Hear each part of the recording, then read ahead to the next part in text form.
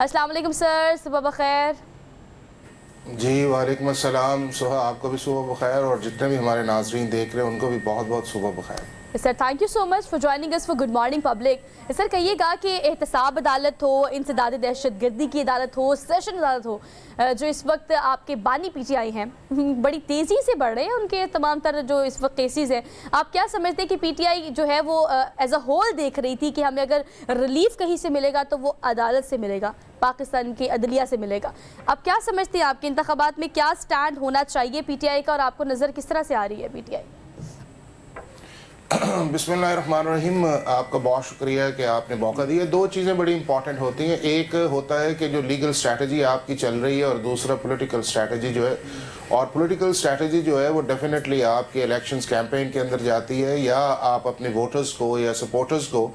एक मैसेज देते हैं कि हमारा ये मैनिफेस्टो है और उन मैनिफेस्टो के साथ हम इलेक्शन के अंदर जा रहे हैं और इसके लिए आप हमें वोट दें। तो अगर दोनों चीज़ें देखा जाए तो लीगल स्ट्रैटेजी की हद तक तो ये है कि एक मुख्तलिफ जगहों पे जो चीज़ें चल भी रही हैं वहाँ के ऊपर भी उस लीगल स्ट्रैटेजी के अंदर इफ़ एंड बट्स बहुत ज़्यादा है। आपने देखा कि कभी मामला जो है वो पेशावर हाई कोर्ट के अंदर चला जाता है, पेशावर हाई कोर्ट से वो मामला जो है वो सुप्रीम कोर्ट ऑफ पाकिस्तान के अंदर आ जाता है, और आज भी आप देखेगा कि सुप्रीम कोर्ट ऑफ पाकिस्तान के अंदर भी प्रोसीडिंग्स आगे नहीं जाएगी जो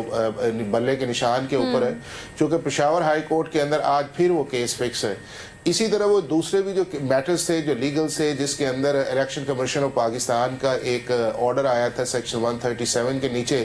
एसेट्स के मुतालिक, उसको पहले इस्लामाबाद हाई कोर्ट में चैलेंज किया गया और साथ ही उसको लाहौर हाई कोर्ट के अंदर चैलेंज कर दिया गया और फिर इस्लामाबाद हाई कोर्ट के अंदर कहा गया कि हम इसको वापस लेते हैं इस चीज़ के अंदर। इसी तरह अगर साइफर वाला मामला भी आप देखें तो साइफर के अंदर भी एक कंसेंटिंग स्टेटमेंट वहाँ पे भी है कि मुझे एज ए प्राइम मिनिस्टर एक इम्यूनिटी हासिल थी और उसकी बुनियाद के ऊपर जो है वो मैंने इसको पब्लिक डिस्क्लोजर इसके अंदर किया है। तो कभी भी क्रिमिनल मैटर्स के अंदर जो है वो आपका डिस्क्लोजर इस लेवल पे नहीं आता, प्रोसिक्यूशन को अपना केस साबित करना होता है। और तीसरी चीज़ जिसकी तरफ आपने इशारा किया, ये तो सारे वो मामलात हैं जो as a prime minister tenure के अंदर हैं, वो किसी स्टेज के ऊपर उनकी इन्वेस्टिगेशन मुकम्मल हुई और वो मामला जो है वो ट्रायल कोर्ट के अंदर आया है। और अब ट्रायल कोर्ट के अंदर क्या स्ट्रैटेजी उस चीज़ के अंदर आती है वो एक लीगल बात होगी, चूँकि कल चार्ज जो है वो फ्रेम्स हो गए हैं। अब उसके बाद ये है कि वहाँ के ऊपर किस तरह उसको डिफेंस लिया जाता है कि क्या जो हमें गिफ्ट्स मिले थे वो इन अकॉर्डेंस विद लॉ हमने स्टेट एक्सचेकर से लिए हैं या स्टेट एक्सचेकर को पैसे जमा करवाए हैं, तो ये एक क्वेश्चन मार्क है। और जहाँ तक दूसरा उसके अंदर मामला है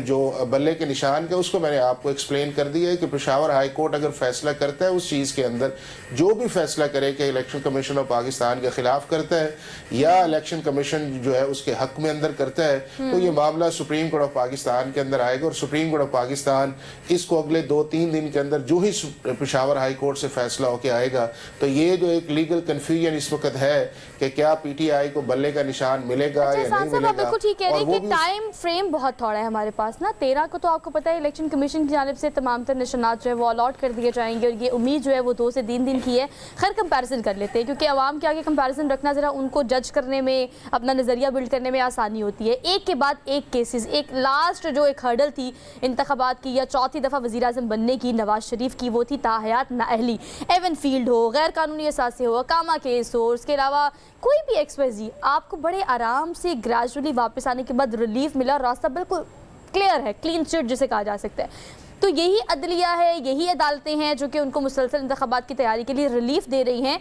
लेकिन अगर साइफर केस में एक रिलीफ मिला भी है इमरान खान को, लेकिन बाकी जो केसेस इस वक्त देख रहे हैं, किसी भी अदालत का आप ना ले, सेशन का, इंसदाद दहशतगर्दी का, एहतसाब का, तो एक के बाद एक केसेस तेज़ी से बढ़ रहे हैं। आप क्या समझते हैं कि आम आवाम इस चीज़ को रियलाइज़ कर पा रही है, उनको नज़र आ रहा है कि किसको रिलीफ मिला और किसको नहीं?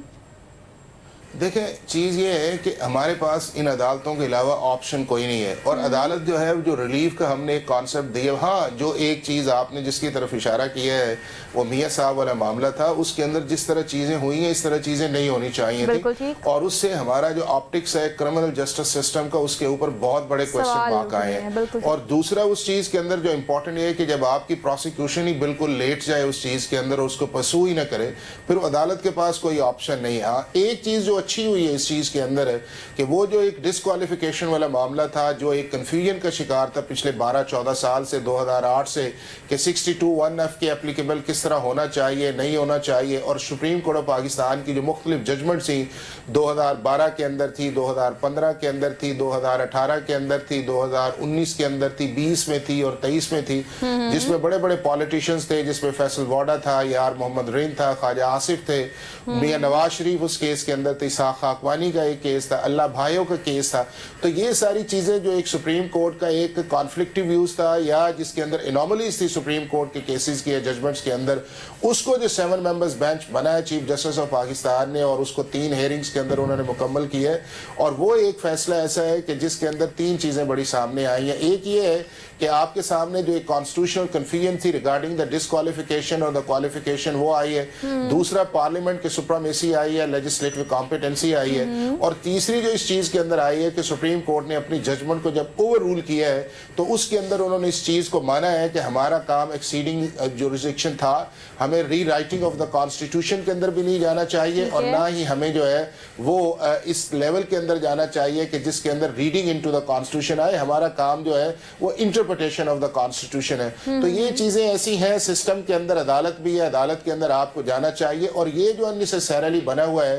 कि जब हमारे हक के अंदर फैसला आए तो हम इन्हीं अदालतों को जो है बड़ा सपोर्ट करते हैं और कहते हैं कि इससे बेहतर अदालत कोई नहीं है। और अगर कोई चीज़ ऐसी आए, चाहे उसके अंदर जो है वो हमारा अपना फॉल्ट हो या हमारी लीगल स्ट्रैटेजी का फॉल्ट हो, तो सारा बर्डन जो है हम अदालतों के अंदर डालते हैं। ये भी बात मुनासिब नहीं है। और चूंकि हमारा पॉलिटिकल सिस्टम इतना फ्रेजाइल हुआ है पिछले कई सालों से कि जिसके अंदर हम हर चीज़ जो है वो अदालत के अंदर जब लेके जाते हैं, वो हमारे पॉलिटिकल क्वेश्चंस भी हो और चाहे हमारे करप्शन के मैटर्स भी हो, तो उसको हम अपना नैरेटिव लीगल की बजाय जब पॉलिटिकल नैरेटिव की तरफ लेके जाते हैं तो उससे हम आहिस्ता आहिस्ता वो लिमिट क्रॉस कर जाते हैं कि जिससे एक इंस्टीट्यूशन की क्रेडिबिलिटी और पाकिस्तान के अंदर जो हो रहा है ये बहुत ही अनफॉर्चुनेट है। इसको नहीं होना चाहिए और इसका आम आदमी पे बहुत गलत असर पड़ रहा है। बिल्कुल, इम्पैक्ट जो है वो बहुत गलत जा रहा है। लास्टली ये बताएगा कि सुप्रीम कोर्ट की आज की हियरिंग की बात कर लेते हैं, बहुत ही इंपॉर्टेंट है। बल्ले के निशान की बहाली से मुतल्लिक दरख्वास्त जो है उस पर आज समाअत की जाएगी, जिसका जिक्र आप भी कर रहे थे, मैं भी कर रही थी। आप क्या देखते हैं कि किस तरफ ड्राइव किया जा सकता है इसको? अगर रिलीफ की, लेवल प्लेइंग फील्ड की तमाम तर उम्मीदें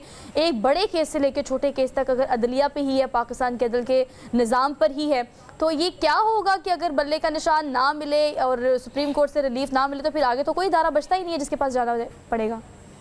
देखें सोहा, मैं आपने जो अपने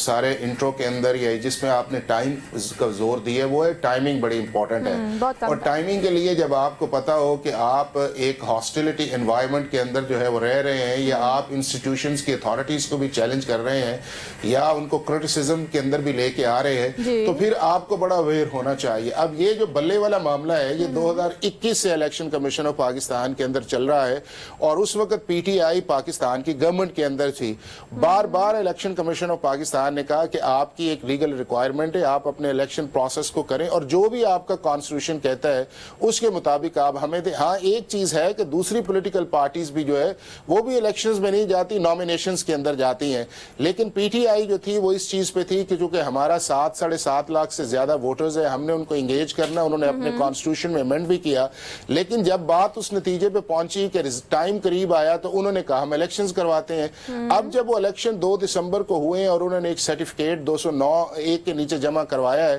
तो 3 चीजें जो है वो सामने आई हैं। जब आप खुद कहें कि हमारा जो फेडरल इलेक्शन कमिश्नर है जिसने इलेक्शन करवाया है वो भी ठीक नहीं है, हमारी जनरल सेक्रेटरी की अपॉइंटमेंट भी ठीक नहीं है, हमारे रिकॉर्ड के मुताबिक उन्होंने कहा इलेक्शन कमीशन ने कि असद उमर आज भी जनरल सेक्रेटरी और एक और शख्स है जो आपका चीफ इलेक्शन कमिश्नर है। तो जब आप अपनी सारी चीजों को कंसीड भी करें उस अथॉरिटी के सामने और उसको क्रिटिसाइज भी करें और फिर आप ये एक्सपेक्ट करें कि नहीं हम बिल्कुल ठीक है, तो बात बड़ा मुश्किल है। और ये चीजें जो है ये अदालत की अथॉरिटी के बाहर तो चल जाती हैं, लेकिन जब आप डॉक्यूमेंट्स के अंदर जाते हैं तो बड़ा मुश्किल है। और यही चीजें अब जो है वो पेशावर हाई कोर्ट के अंदर डिस्कस हो रही हैं। कंट्रोवर्शियल हो गए थे, पार्टी के अंदर हो गए थे, तो पार्टी के अंदर की चीजें मतलब घर के अंदर की चीजें बेहतर होंगी तो ही आप बाहर निकल कर जो है ये मौक़िफ़ इख्तियार कर सकते हैं कि हमें इंसाफ किया जाए। कंट्रोवर्शियल बात बिल्कुल ठीक है, लेकिन अगर उस कंट्रोवर्शियल चीजों को जो है आपने किसी अथॉरिटी को सबमिट करना हो तो फिर आपको जो भी रूल्स एंड रेगुलेशंस है आपको उनको फॉलो करना पड़ता है। और अगर आप फॉलो नहीं करते और उसका हुआ ये है रूल्स एंड रेगुलेशन फॉलो करके जो है सिस्टम में ब्लेम कर सकते हैं कि सिस्टम जो है वो सही से काम नहीं कर रहा, अगर आप अंदर पार्टी के बेहतरीन काम